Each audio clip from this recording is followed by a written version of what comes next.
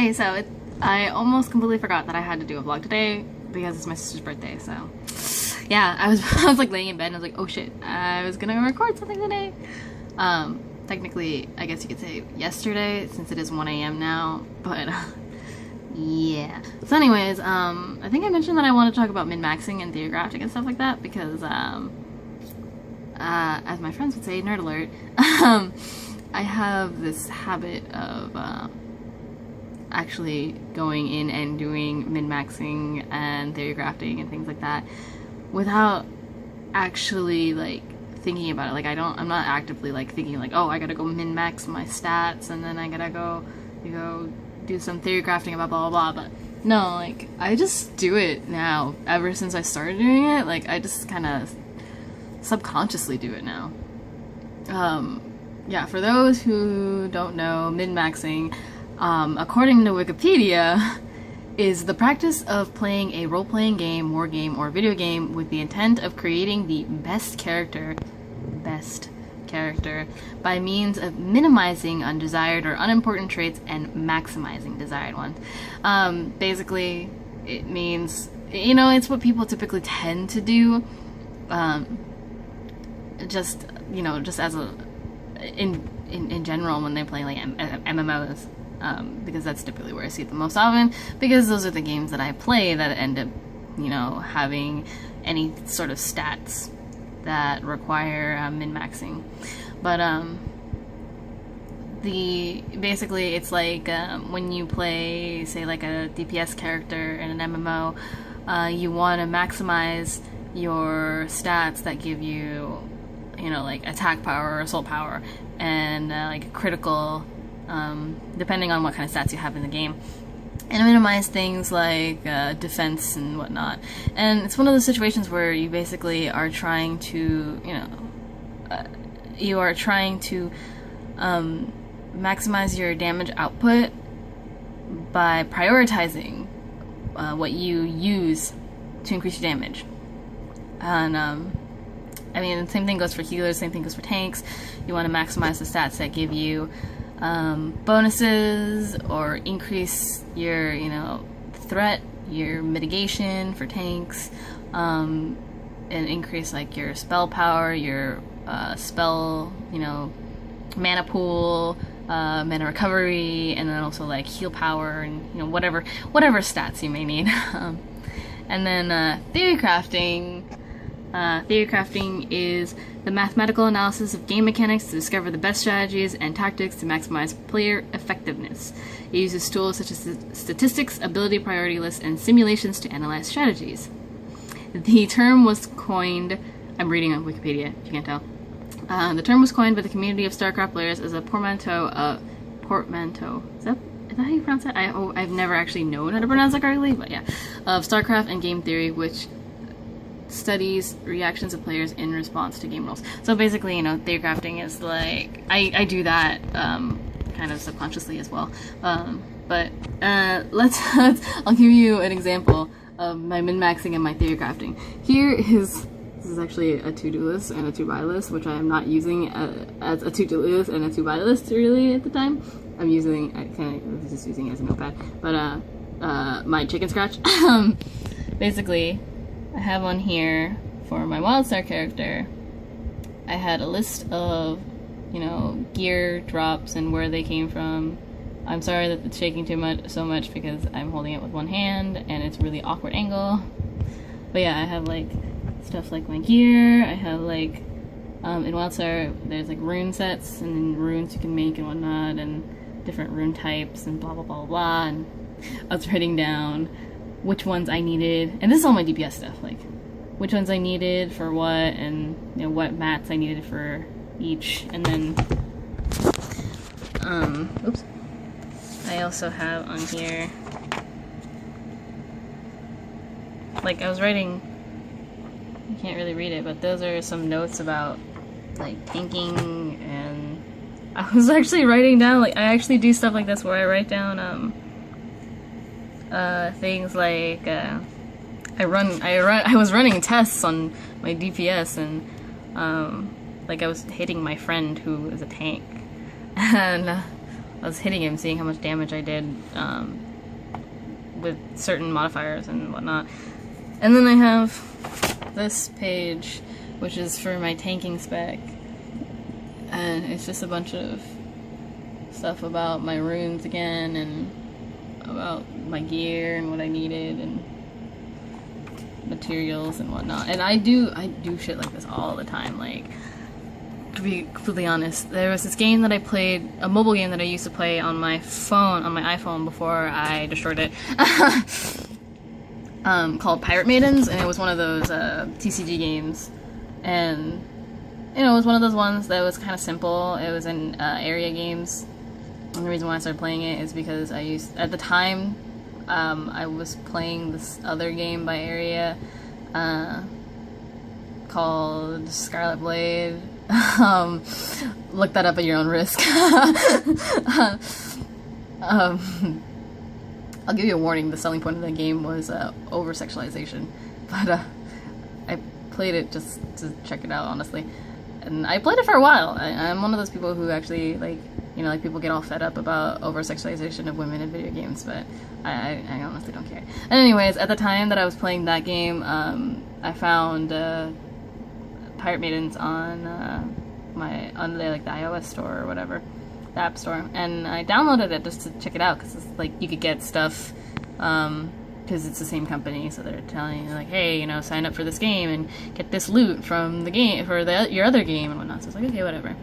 I ended up starting playing it, and it's a TCG, you know, the basis of it is that you have X amount of cards, you know, with certain stats, and you put them in an attack, like you have your attack crew, and then you have your defense crew, and basically based on what's in those, you know, like what kinds of stats they have and certain modifiers and whatnot would affect your effectiveness, and, you know, blah blah blah. That sounded redundant, but there was a lot of things that went into it. I mean, I'm not saying anything like it's like Magic or Pokemon or anything, or Yu-Gi-Oh! It's very similar. It takes off of that same sort of concept of TCG. You build your deck and you attack, and you battle other people and whatnot. But it was, I think, 5 cards. Yeah, I think it's like 5 cards per attack or defense deck. And you could have the same cards, like you have your pool of cards, and then you could have, you know, 5 of them be your attack crew, and then you could even have like the same 5 if you wanted to be your defense crew and whatnot. And, you know, they had stats like, you know, there was the base attack, there was the base defense, and then some had like special modifiers that was like under certain circumstances, or either by certain circumstances or by random chance, you would get like some sort of modifier for that card or for other cards or things like that. So there were things like, and then there was also like factions within, and so the factions at the beginning, because I think that game was only like a year and a half old now, or maybe just over a year. Actually, no, I think it's close to a year and a half, almost 2 years or something like that. But at the beginning when I started playing it, because I think I started playing it, I think a few months after first released, there was only 3 factions, which was like Machina, Bellator, and Sanctus, and basically they worked it out to be like a rock paper scissors sort of thing, where, you know, you were more effective, like, not you, I should say, but a certain faction was more effective against another faction when it came to defending or attacking. And then, you know, like I said, there was modifiers per card, and then, you know, like, the card would either have a modifier for itself, like, if it procced, then you would get X amount of bonus damage while attacking for that card alone, or you could have ones that were like for like X percentage damage boost for Machina cards. And so there's a lot of stuff that went into building crews and things like that. And they also had defense modifiers as well. And I did so much theory crafting in that game. Like, I would sit there and I'd be like, alright, so I've got these cards, and the cards themselves, you can level them up. So they would grow stronger per level, and then once you got them to max level, if you either could get like 2 of the same card, because you would get, like, if you maxed it out, it would get like a silver level, and then if you had either 2 of the same cards at silver level, or you had a special certain, like, sort of like, I guess you could call it like a wild card that you could apply to any silver level card, you could turn it into a gold level card, which gave it a 30% boost to stats. I swear, like, I played that game, I would be playing that game right now if it weren't for the fact that I can't access, like, I have to contact Area and see if I could actually somehow reclaim my account and whatnot, because it was tied to just my phone. But I spent money on that game, and I theorycrafted so much in that game. I would sit there and I would like research the cards that I got, and, you know, see what their max stats were and see how their growth was, and, you know, like if it was worth using it at only silver, or if you like need to get it to gold and whatnot, and yada yada yada. And I wrote notes. I had notes all over the place. I had sticky notes. I had notes like this, like I would just write it down on a piece of paper, or I would like put it in my phone and I would jot down, I'm like, okay, I can make a Makina crew and it consists of these cards and they would all be silver, or I would have like 2 gold and they have these modifiers, and this is their, you know, this is what their damage is. And I would like sit there and I would write out you know, all the possibilities I could have. It's like, okay, well, I have these modifiers on these cards. If they were all to proc, and applied to all the cards, then they would have, you know, each one would have this, blah, blah, blah. And there was like even theory crafting like out on the web, on the internet, like on the wikia for it, that had information on how the modifiers applied and how, you know, how they worked, and, you know, if one card got like 3 multipliers, like it's not like a, you know, it wouldn't add the multipliers, like say you got 15% bonus, 15, but like 2 15% bonuses, and then it had a double damage bonus or something like that. Like, it's not like 15 plus 15 plus double damage. Like, it would be, they would all add in separately, so it would be like, and it would go in the order too, so say like it was the 15 and then the 15 and then the double damage, then it would go whatever their damage was, 15% modifier, that plus another 15% modifier, or no, it was a, oh, it applied it separately, so it would be 15% modifier plus the, you know, the damage plus another 15% modifier plus the damage, the original damage, the double damage, and then add those numbers together or something. I don't remember exactly what it was, but I did so much theory crafting in that game, and I'm doing the same thing here in WildStar, and I'm talking a lot about that. Not theory crafting. Yeah, min-maxing though I found to be very interesting in WildStar, due to the fact that you know, there's the existence of crafted gear where you can boost one stat to, like, at level 50 you could boost like 100 plus for one stat, and then have, like, you know, the gear, because most gear comes with at least 3 stats at 50, if not more, and so you could get gear that was like 100 plus into one stat in your primary stat, whichever stat that you wanted it to be, and then have like 5 for the other stats that is on the piece of equipment.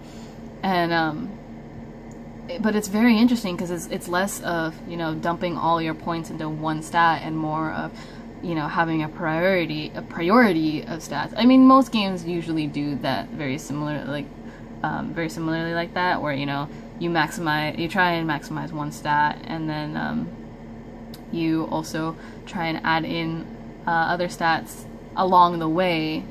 But one of the big things about this game is, like, you want to go into your strike through, which is, you know, like what is it called, hit in other games. I was reading something else about this, or it was talking about it very similarly. And yeah, I go in when I'm doing like min-maxing and theorycrafting, I actually go and do research and stuff like that.